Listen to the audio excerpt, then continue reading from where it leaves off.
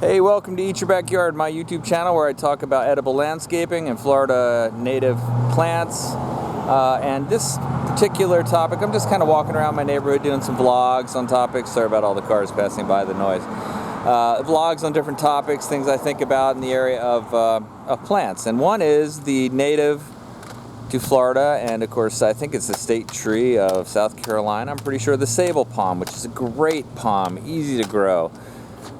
Drops its palm fronds naturally. You hardly even really need to trim it. Trim it's a good idea, but take a look. I'm going to give you two examples. One when it's very young and one when it's taller. This is the kind of tree that is often planted in the place between the sidewalk and the street, in the kind of neighborhood I have, where we have about a 3.5 4 foot space between the street and the sidewalk. And they'll plant them as palm trees in a row, and they generally look pretty good. I think the way to do that is to go ahead and buy more of a mature palm tree, have it set, brace it so that it establishes a good root structure, and then go ahead and take the braces off later. And I'll show you the reason why. And this is if you're thinking. Now in this case, these particular Sabal palm trees look, they're in beautiful shape. But here's another video I'm going to make here shortly. Look what we have here. That's a strangler fig taking root. If you don't get rid of that thing now, it is going to turn into a monster growing out of the top of this thing. But look, they've done a very nice job, in this case, keeping it trimmed uniformly, keeping the dead fronds off. You can walk under them easily. They provide shade. They just really look excellent, and they're even very resilient to the weed whacker syndrome, as you can tell. They can take a good trimming. Now here's the other example. These trees were planted almost shortly after being sprouted. They were just planted in the ground, and they've been grown for years. And of course, this house is for sale and has gone through different situations over the years, but nobody really trims it, and the fronds just kind of break, and they're always in the way. Like you can see, I can't really walk under it without having to go through it. There's the remains of, however, what the last few months. People walk by, they just kind of snap them off so they don't have to hit their head as they walk down the sidewalk.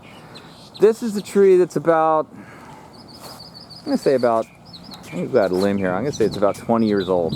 And look how tall it is. Not that tall at all.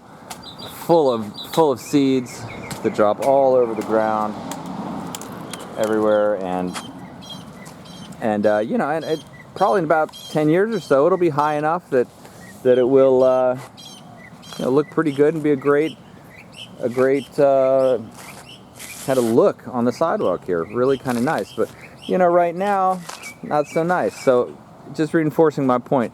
Maybe the time to plant them is to buy a more mature tree if this is the application you're going to use them for. Now you can see here, this is what they look like if they're just in there completely unkept. Now nobody has to walk under these, so they haven't had their fronds broken off, and they just turn into this big clump, like they would look if they're growing in the forest. Just like a natural plant that just naturally has limbs fall off and deteriorate and turn into kind of fertilizer at the base of the tree.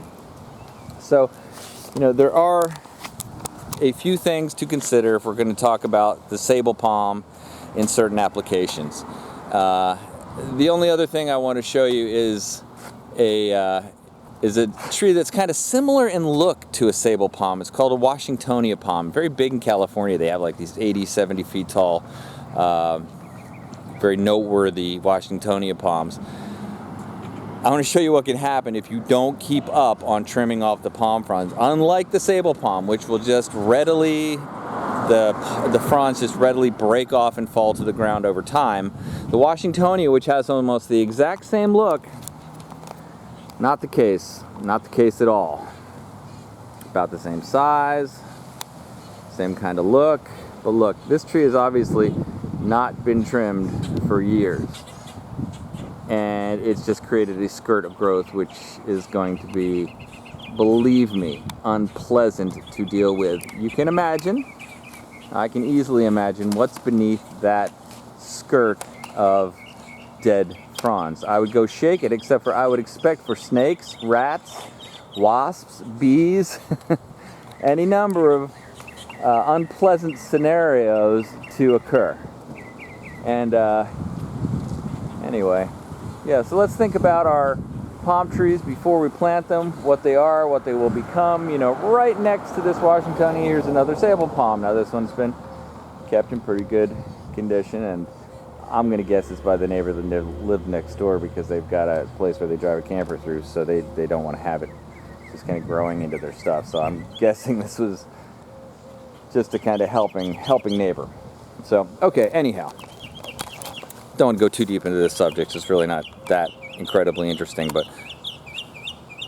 palm trees, sabal palms, Wahingtonia palms, planting them, applications, care and feeding. Some things to think about. Hey, if you like this video and you'd like to see more, go ahead and subscribe to my channel, Eat Your Backyard. And if you did like it, don't forget to like it.